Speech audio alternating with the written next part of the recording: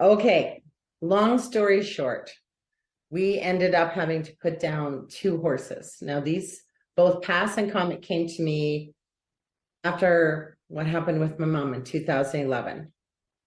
So I know death is a part of everything that we know, like everything that lives dies. But we were just going to put down Pass, let him go to the next crossing. But then with Comet, his penis cancer, it's just been a whole schmoggle of a whole bunch of variety of things. And he just looks, he's tired. He wanted to go. So we decided that 2 horses one day. And I know a few of you have done the same thing, but I have to tell you what happened because it was so amazing. So on the Tuesday, because the vets were coming on Wednesday, on the Tuesday, I decided I'm dedicating my afternoon to just being with Pass and Comet. So I went out there and I just was with them and I groomed them. And that's the whole thing I wanted to do. But this is how it rolled. Feed the horses. So we have 7 horses, get all the feeding done. Then I just leave the back door arena open and you're going to see this video. And I'm grooming inside. Now, Comet has the hair like he's got Cushing's, but we tested him twice and he did not. So he looks really rough. So he's got lots of mats. So of course I'm doing my thing, grooming him. But of course with his penis cancer, he's always wanting us to be at his back end because that's where he's the itchiest. So I am giving my heart and soul to them. My heart is so sad and broken. And they know this. I'm talking out loud. I'm talking through my intentions of how sad I am. Then what happens is Comet, as I'm brushing him, Pass comes in and this poor guy can hardly walk. Comet pushes me out of the way because now Comet and Pass have to do their moving of energy. They're telling me something. So as soon as I saw this, I backed off and I didn't have my phone because I didn't want technology around me. But then they kept going in the presence of me. So then I thought, okay, I'm going to go get my phone because it's really amazing the gift that they're giving me. So they did a lot of heart work. So I'm like, I know this is, they're okay. They're okay passing to the next journey that they need to go to. I'm not okay. So they do this. Then the coolest thing happened. No other horses come in except Brandon. Now, Brandon is definitely the head of the herd. He is the leader. And Comet had passed over the leadership to him years and years ago. Brandon comes in. Now, he doesn't interfere with what Comet and Pass are doing, but he's with me like the entire time. Like, it's so bizarre how that worked. He tried a couple of things, but he was mainly just with me. So then Comet and Pass had finished their stuff. I had groomed them more. Then they decided they wanted to leave. Door was open. I was not forcing anyone to stay because my humanness. So they leave. Brandon, the head, the leader, he continually keeps following me. Now I'm going in and I'm going out, in and out, in and out.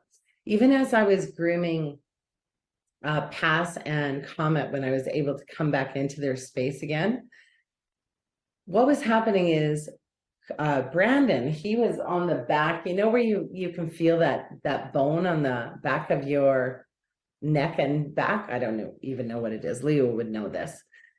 But he kept gnawing and gnawing, like he was moving the energy in there. So of course my brain's going to what he is doing for me as I'm still working with Pass and Comet, as they're still moving energy and working on themselves. So then I said, okay, buddy, I was feeling he was starting to, he really wanted to get in there. So I'm like, no teeth, no teeth. So then I stood up, I go back outside again, he follows me. Then I do my thing and all he wanted to do was be with me. Then we come back, I come back in because I needed to do some stuff in the tack room. He follows me. Everywhere I went, this horse comes with me. So then we go out to the back door because I thought I'm going to groom them outside now. Because everyone's gone, it's just Brandon and I. So door's wide open. We go out, we just stand at the door and he looks at me and he turns around. And then he does this beautiful thing with his muzzle all over my face. And then he gets to my third eye and oh, he is just muzzling it. Like my hair was soaking wet, but he didn't even do his teeth. Like it was all just pure pure movement. So I was just so incredibly blessed in that moment that I had them. Then, of course, I go out, I'm grooming the horses. Comet, I swear, it took me 2 hours to get all the mats out. But I was determined. I wanted them to look good for their next journey, even though I know the body just stays. But it was all about me at this time. I understand this. This is a very much so a human thing. So then Brandon finishes with me. Now I'm just working on Comet, who comes over Faye, my heart horse. All she does is just continually stays with me and nuzzles horse me on my back. All heart, all heart, all heart. I'm just like so blessed in this moment. So I'm thinking everything it's okay for tomorrow. Vets come Wednesday morning, the trailer to pick up the horses after they have passed has arrived. Now I get very foul because me no likey, no pressure that someone is here waiting to take my horses. So of course we go out, Carolyn asks them to just kind of go to the end of the driveway, all perfectly good. Now this is Carolyn's, remember, Comet is her teacher, her heart horse. So this is very traumatic in so many ways. And the whole thing is, but for Pass, we bawled our faces off when we found out what was wrong with him because we should have known a year and a half ago. So we took a full credit for yuckiness. And then we have beautiful Comet that we just made the decision to say, no, let's do both at the same time. So we pull them to the area that, of course, it's easier for the truck to be able to take their bodies. And it's just a lovely sunny day. It's a beautiful time, like no stress, no anything. The vets do all of their things. It's all going fine. Brandon, it was cool because we left our other arena door open so the horses could pass through. So even at our property, we have horses way over here, then we have the arena, and then where Comet and Passport was over in another section. But if they go through the arena and come through the other door, the fence is right there for them to be with the horses. They were crazy, high, until, of course, now it was time to do the actual shot. When Pass was getting the shot, Brandon came running out and he just stood there and he saw, we felt, we were with him the whole time, hands all over Passy. Then he left. Then we were getting ready for Comet. Now, when Comet went down, Brandon did come running out again. And now Comet is down, we're all over him. And this is the first time with all of the deaths that I have had to do with my horses. This is the first time that these last 5 horses, always someone around, except for Roxy. Carson had to do it all by herself.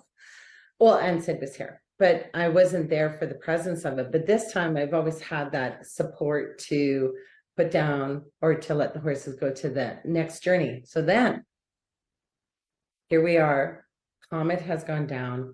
We're all over his, well, not all over his body, his face area. So our hands are there. We're telling him all the great stuff, picturing again, all of the wonderful things he's going to be able to do now. Of course, he takes his last breath, and that's the first time Pass and Comet both took that last breath that I've never heard before. And with each time it was the last one, it's like I felt that energy just leave. Then it was just a body. It was absolutely amazing. And one thing I would never do, I wouldn't change anything. I know sometimes people think I can't handle deaths anymore, but all the stuff we would miss if we didn't enjoy all of this beautiful love. Love is the greatest thing on earth. So anyway, so now Comet is down, we're doing our thing. Brandon comes out again, all by himself. No other horses came. Brandon was the one who kept showing up. But this time he's pawing to get out of the gate. So Carson says, I really think he needs to come and be with these horses. So I said, hey, if that's what you think, she goes, I'm listening to my gut. I'm going to go do it. So she brings him out. He walks past Pass, and he goes right to Comet. So he does the sniffing, the smelling. Okay, we're finishing up. So we're thinking all is good. Oh my gosh. Then, so now we're on the day that it's all happened. The horses are gone. All the horses are back out in the field.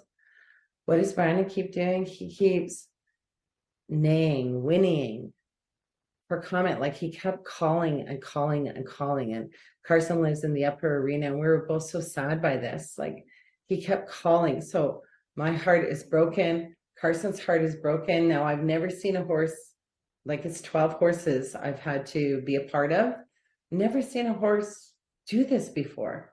So Carson finds this link on how horses grieve, but again, there's no full research on it.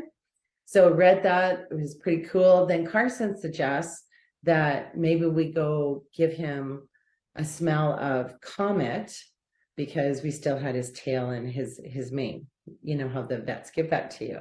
So I thought that's a great idea. Then I thought, hey, why not call the person who knows the most? That's right, that is Leah Dick. So of course I messaged Leah to tell her about it. And then this is what she sends to me. There we go, share.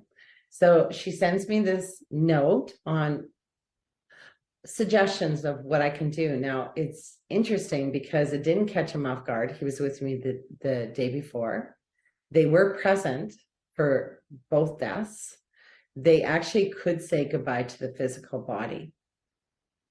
But I thought even what she was saying with this, just go and hold space, help them to understand the intention of everything. So what I did was I went out to Brandon, and I did put the lead rope on him and the halter, but I just let him do whatever. But as soon as I went to the back of the arena and I called for Brandon, Brandon came just hightailing it. He ran into the arena. I thought, okay, this is good. He needs to feel the whole thing that he was before. Because remember, they have stacked memory. They have stacked memory. So he runs in. The arena door is open to where we had put down Pass and Comet. And he was kind of crazed for a little bit, but then he really calmed down. Oh no, I didn't have the halter and lead rope on, because that's right. Then when he came to me, I let him sniff the tail. He really, really liked that. So then he wanted to gnaw on it. I let him do whatever he needed to. Then I put his halter and lead rope on. Then I opened the gate and let him go to where their bodies were. Oh my gosh, it was phenomenal. And then I just laid my hand on him and I gave him the picture of where Comet is and how free he is, and he's running and he's okay, and you're the leader. And then I pictured Comet and Pass right there, especially Comet, because Comet seems to be that connection, as Leah was saying, to him. And I just kept picturing how this process was going. Again, now I made a short story very long. We do all of this. Then we go back into the arena again. And holy man, this horse was still so unsure. So I let him stay in the arena, doors all open. He stayed. I went out to the back of the arena and I bawled like I've never bawled in a long, long day. Like it's been a long time. And I know since the world has closed, I have to tell you, I've been very angry, very upset. I haven't been able to cry. I've cried on all deaths, don't get me wrong. I haven't been able to cry, Carrie's cry, because I'm so sad of the unkindness, and I'm so sad that people don't have choice and freedom or who they are. So it's been bundled up for a long time. So I went out, I'm crying from my toes, like that cry that you get when you cannot stop yourself. Like it was coming out. It was phenomenal. Then of course, now I go back with Brandon again. I give him those beautiful intentions. You're the leader, buddy. Comet totally has now given it to you. You're going to do a good job. His head, his breathing out. We cried. Well, we didn't cry together. I felt like we cried together. It was one of the most, besides when you held a child in your arms for the very first time, I don't even know how to describe the feeling of moving through this grief together. And I've never had to do that with a horse before. It was And it was so sad, but at the same time, it was so incredibly beautiful that we could share together what happened and what we experienced, what we were seeing together. And he kept looking to me for that assurance and everything. And I kept giving him the assurance. You're good now, bud. You're good. You are the leader. You're going to be able to do this. I just don't even know how to explain how incredible this was. So for any of you who ever have gone through this or going to go through it, this advice from Leah and from Carson, it is outrageously the most amazing thing I've ever experienced. Be there for your horse through that grief, because it changed everything. And I have to tell you, after all of that was done last night and all the tears, all the release happened, Brandon did not whinny or neigh once for Comet. So thank you, Leah. Thank you, Carson.